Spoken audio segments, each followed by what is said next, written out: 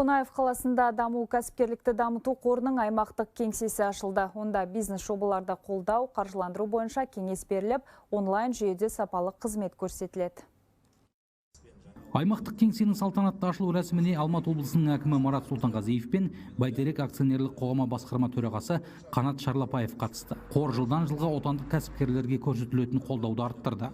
Даму қоры филиалының ашылуы осы өңірдегі кәсіпкерлерді қолдауына және бизнесті дамуына өз үлесін қосатын болады. Алматы облысы дамыту үшін ол Бәйтерек холдингтің бірінші қадам. Кәсіпкерлерге арналған жаңа кеңес аштық, филиал аштық. Ол кәсіпкерлерге сапалы қызмет көрсету және жан-жақты дамытуына осындай мақсатында жұмыс істеудеміз. Жаңа мүмкіндіктер бар, енді оларға қолжетімді болады. Олар келіп, өздерінің кеңесін алуға болады. Елімізде даму қорының мемлекеттік қаржылық қолдауына ие болуға талпынатын кәсіпкерлердің саны артып келеді. Предпринимательство по Алматинской области.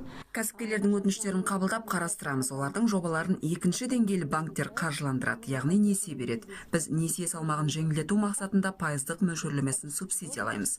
Жыл басынан бері Алматы облысында 130 жобаны қолдадық. Жаңа кеңседегі қызмет көрсету 100% цифрландырылған.